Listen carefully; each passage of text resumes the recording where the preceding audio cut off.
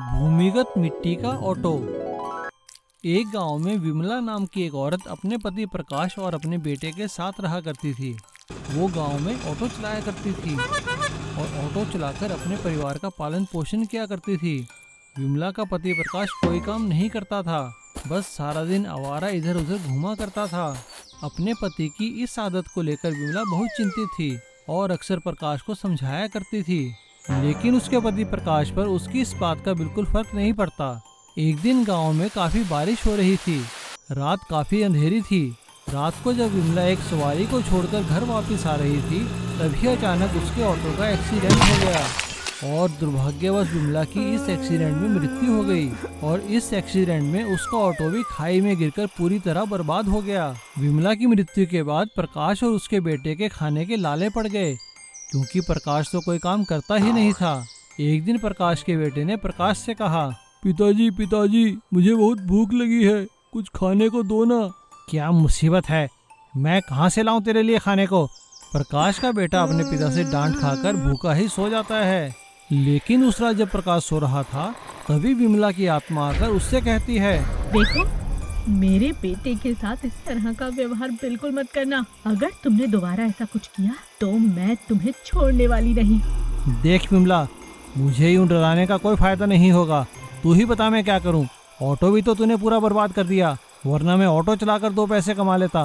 प्रकाश की बात सुनकर विमला कहती है, मैं जानती थी मेरे जाने के बाद भी तुम्हारा यही हाल रहेगा। अभी आंगन में जाओ, वहाँ खुदाई करो, वहाँ तुम्हें एक ऑटो दिखाई देगा।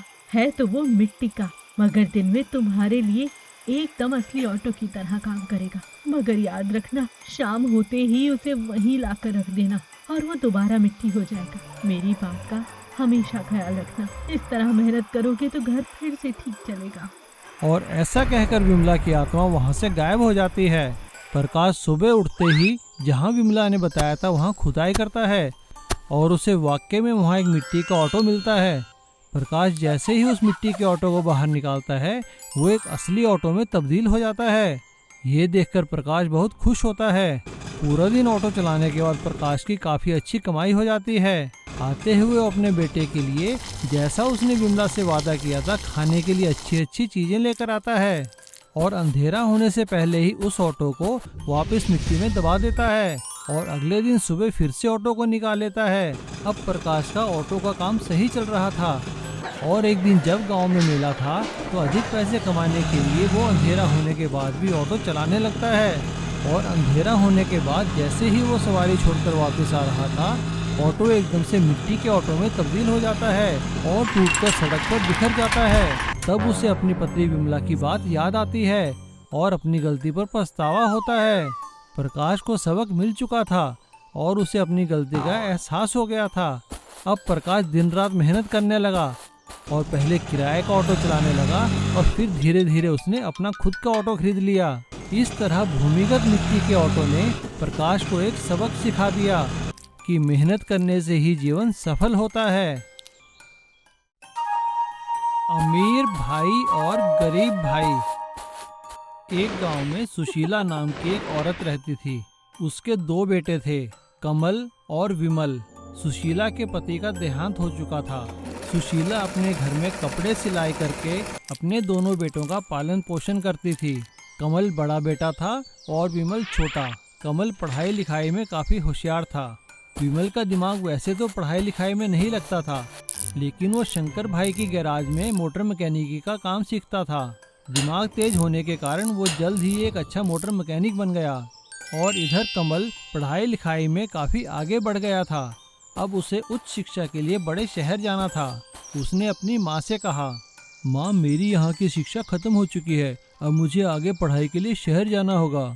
कमल की बात सुनकर सुशीला कहती है, मगर बेटा, इसमें तो बहुत पैसे लगेंगे। तू तो हमारे हालात जानता है ना। इससे अच्छा तो कोई नौकरी ढूंढ ले, वो ज्यादा सही रहेगा। लेकिन तभी विमल वहाँ आ जाता है और वो माँ और कमल से कहता है, माँ, अगर भैया पढ़ना चाहते हैं तो इन्हें पढ़ने दीजिए, खर्चा मैं उठा लूंगा, मैं और मेहनत करूंगा। विमल की बात सुनकर कमल विमल को गले से लगा लेता है। कमल शहर जाने की तैयारी करता है। कमल शहर में एक बहुत बड़े कॉलेज में एडमिशन ले लेता है और खूब मेहनत से पढ़ाई करता है। पढ़ाई लिखाई खत्म होने के बाद कमल एक बहुत बड़ी कंपनी में ऑफिसर बन जाता है और इधर विमल अपनी माँ के साथ गांव में ही रहता है और कमल का इंतजार करता है। लेकिन कमल कभी वापस घर नहीं आता, वो सिर्फ फोन पे ही कभी कभी बात कर लिया करता है। बड़ा ऑफिसर बन जाने के कारण कमल में काफी घमंड आ गया था और इधर सुशीला कमल को याद कर करके रोती रहती है और उनकी तबीयत काफी खराब हो जाती है।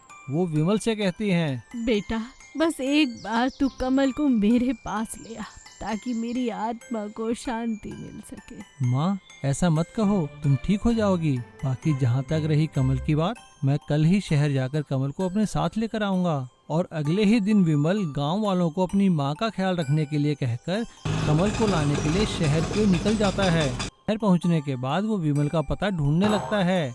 जब वो एक सड़क पर जा रहा था तभी उसने देखा कि एक तेज रफ्तार से गाड़ी आई और एक डिवाइडर से टकराकर रुक गई। विमल भागकर उस गाड़ी की तरफ गया। उसने देखा उसमें एक बुजुर्ग आदमी बैठे थे। विमल ने उन्हें बाहर निकाला। बाबूजी आप ठीक तो है ना? आपके ज्यादा चोट तो नहीं लगी? अरे नहीं बेटा, हल्की सी खरोंच आई है। शुक्र है भगवान का जो मैं बच गया। लगता है गाड़ी की ब्रेक फेल हो गई है। कोई बात नहीं बाबूजी, मैं अभी देखता हूँ। विमल ने कार से टूल बॉक्स निकाला और कार को ठीक कर दिया। वो आदमी विमल से काफी प्रभावित हुआ और उसने विमल का शहर आने का कारण पूछा। विमल ने उसे सारी बात बताई तो उस आदमी ने विमल को अपने साथ आने के लिए कहा और वो विमल को अपने साथ एक बहुत बड़ी कंपनी के ऑफिस में ले आया। वो उस कंपनी के मालिक थे। थोड़ी ही देर बाद कमल ऑफिस में आता है। सर आपने मुझे बुलाया? अरे भाई तुमने हमें बताया ही नहीं कि तुम्हारी माँ और तुम्हारा छोटा भाई भी है। विमल ये सुनकर हैरान रह जाता है और कमल विमल को देखकर चौंक जाता है। अरे नहीं बाबूजी, कमल भैया तो हमें बहुत बुलाते हैं शहर, वो तो माँ ही नहीं आना चाहती।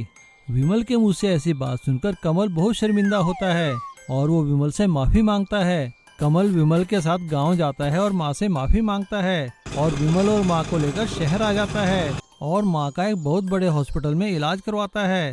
जल्दी ही सुशीला जी ठीक हो जाती हैं और अब दोनों बेटों के साथ खुशी खुशी रहने लगती हैं, कभी गांव में तो कभी शहर में। इडली चाय वाली की सफलता। पुन्नूर गांव पहाड़ी पे बसा एक सुंदर सा गांव था।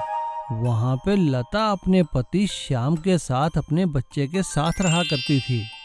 श्याम पुन्नूर में चाय बनाने वाली फैक्ट्री में काम किया करता था। वो बहुत ही मेहनती था। फैक्ट्री के प्रबंधक उसकी हमेशा तारीफ किया करते थे और साथ ही तारीफ किया करते थे लता के हाथ की बनाई इडली की। भाई श्याम, लंच का टाइम हो गया है, अपना टिफिन तो खोलो भाई, हमें तो इंतजार है लता जी की बनाई हुई इडली खाने का। जी सर, अभी खोलता हूँ। आज तो लता ने आपके लिए 2 इडली स्पेशल भेजी हैं।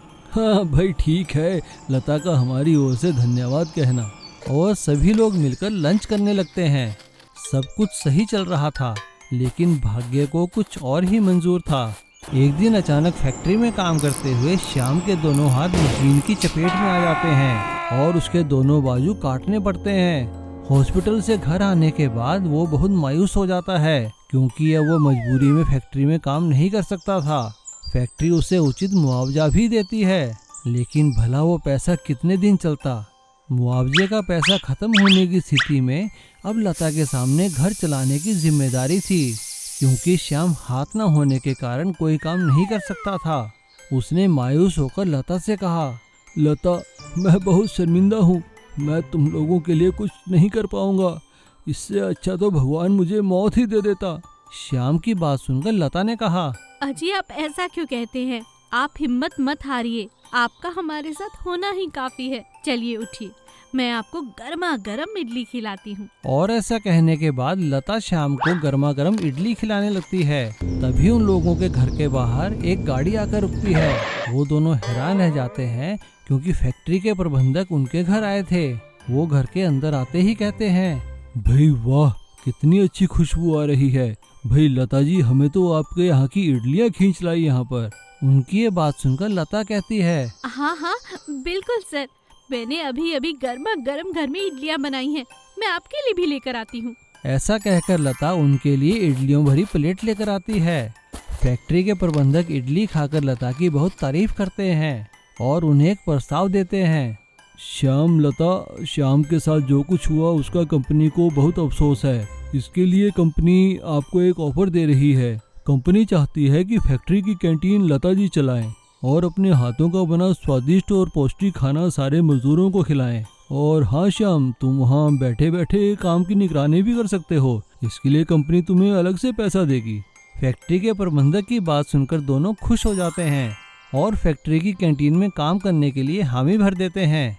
अब फैक्ट्री की कैंटीन में लता इडली के साथ साथ स्वादिष्ट चाय बनाकर भी बेचने लगती है और श्याम वहाँ बैठा बैठा सारे कैंटीन के हिसाब किताब की देखभाल करता है और लता को सभी इडली और चाय वाली लता जी के नाम से जानने लगते हैं और धीरे धीरे उन्हें आसपास की फैक्ट्री की कैंटीनों में भी काम मिल जाता है और वो अब एक सफल गृहिणी ही नहीं बल्कि एक सफल बिजनेस वुमन बन चुकी थी। इसीलिए कहते हैं ना, ईमानदारी और सच्चे दिल से किया गया काम कभी निष्फल नहीं जाता, उसका फल हमेशा मिलता है।